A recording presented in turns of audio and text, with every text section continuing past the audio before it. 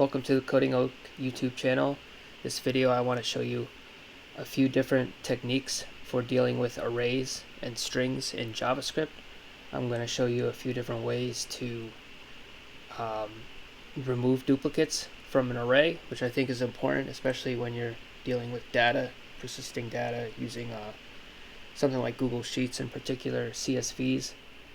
So I'm going to show you a few different techniques for removing duplicates and reversing lists. And so yeah, let's get started. So I have made this array here. It's pretty lame. There's only 4 elements in it. I think we could edit this and add some more stuff to it, more strings. We'll add tree. Spell it wrong, right? Tree and car. We'll make a duplicate. We'll insert a duplicate over here. Okay, so now we have an array of just random stuff. And first thing we're going to do is work on removing duplicates from the array. So I find a lot of people new to JavaScript, especially when they start doing these like arrow functions. They're fun to learn to start off, but they might not know all the ways to use the arrow functions exactly. So let's say we wanted to remove the duplicates from here using an arrow function, such as for each. So let's say let's start off with an empty array here. People might do something like let's just console.log this, right? Actually, no. Yeah, let's just do this. Okay, res.forEach, and people might do something like this.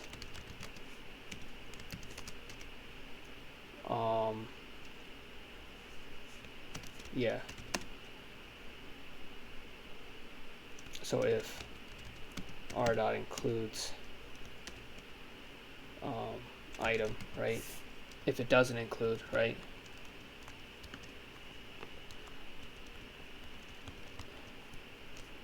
Then r.push item, right? So they'll use the for each method. They'll go through this array here, and for each item, if it's not in this array, we're going to push it, and then we'll try to console.log this. Console.log this array here that we were just pushing items into. Let's see what happens. Okay, so I'll bring up this terminal here and look at the array it gave us. No duplicates in it. We had the duplicates removed. We have a duplicate here, mouse, and we have a duplicate car here. And our text editor nicely highlights the duplicates, all the found elements. So yeah, that's one way to remove duplicates. You could say that this is 2 lines of code, 2 lines of logic here. We got this line here, we got this line here. It's not bad. It works.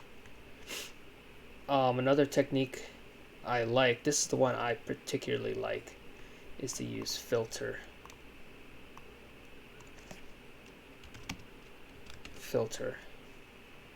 And this one's pretty cool. We're going to do this. We're actually going to exploit the fact that we can stuff this with other variables. I'm going to write this the long way and the short way. If c.index of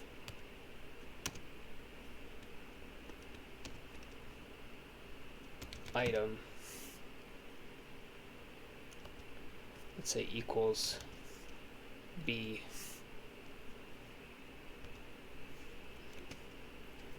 return, we're going to return true, right? Let's say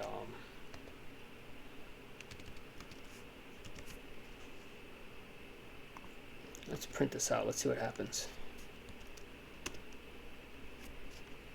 Yeah, so this correctly remove the duplicates.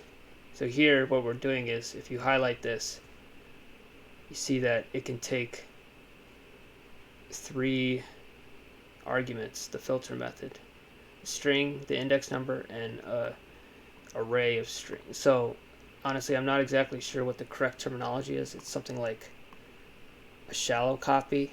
So you can carry along in the filter method a copy of this array. I think I'm saying that right. So what we're doing is index of here, this method here returns the index of the first occurrence of a value. So if this shallow copy here of this, if the first instance of each of these equals the index that we're on, we're just going to return true. The filter method likes to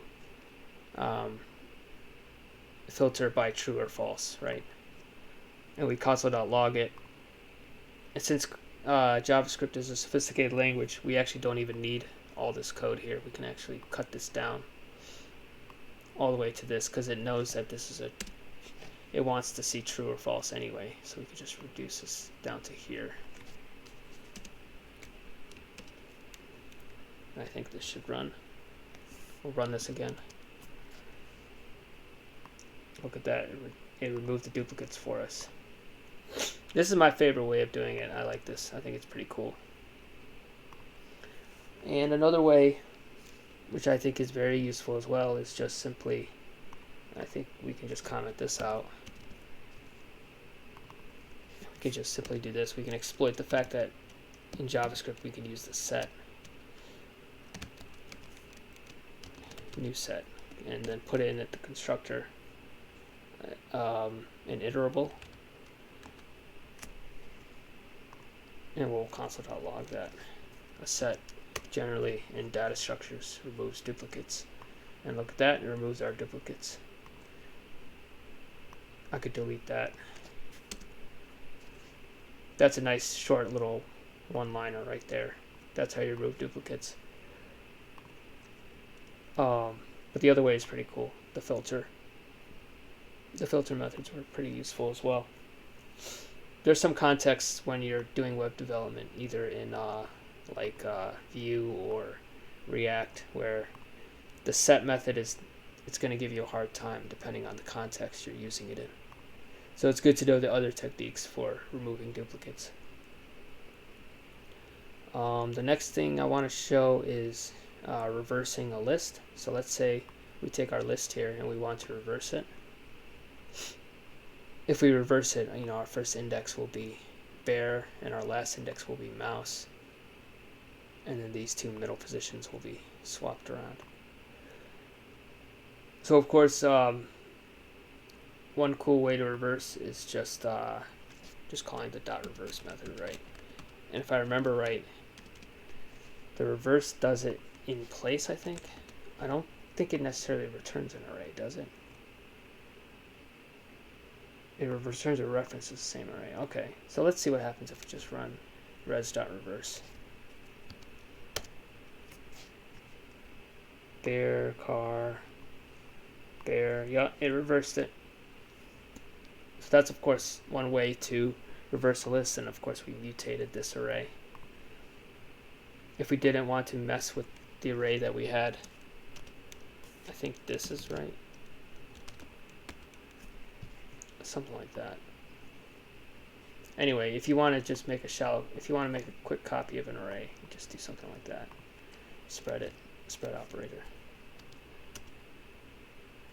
It does the same thing.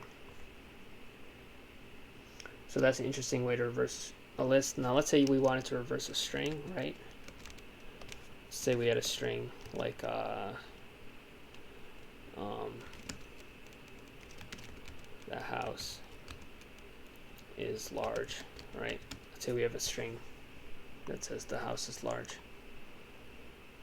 I'm not sure exactly if you can call reverse. No, you can't really call reverse on a string, can you? I'm not sure you can do that. I'm gonna see what happens if we do this. No, you can't really call reverse on an actual string like that. So you're gonna have to go an extra mile a little bit. And so we'll take the string and we'll put it into an array. Right? So we're going to split it at each character it runs into. Dot reverse. And this will return a char array. Right? We don't really want a char array, right? So we're going to have to join it. Join the elements together.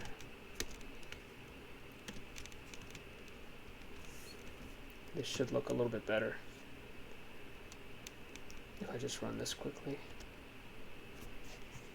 This is the string we get back. Looks like it reversed it. So that's of course a cool way to reverse a string. Actually, I messed up because somehow I threw a backtick in there. Run this again. Yeah. So if we want to reverse an array, I basically gave it away, but we can of course call this again, right? That's how you reverse an array. But I want to just show another way of reversing an array, which I think is pretty cool. I'm gonna delete this, and let's say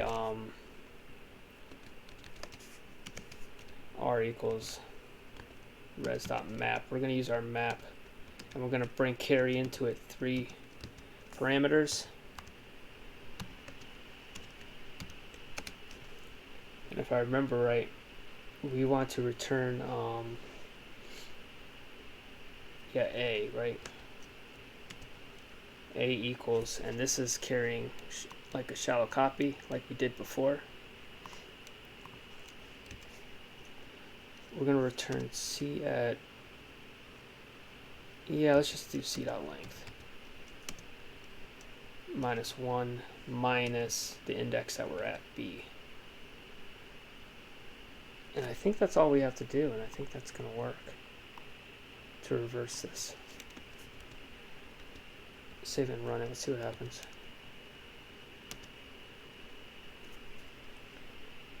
Bear, car, tree, frog, mouse. Yep, it reversed it. I think this is a fun way to reverse a list. Obviously the reverse method is very convenient. I messed that up, but there's 1,000 ways to skin a cat, right? So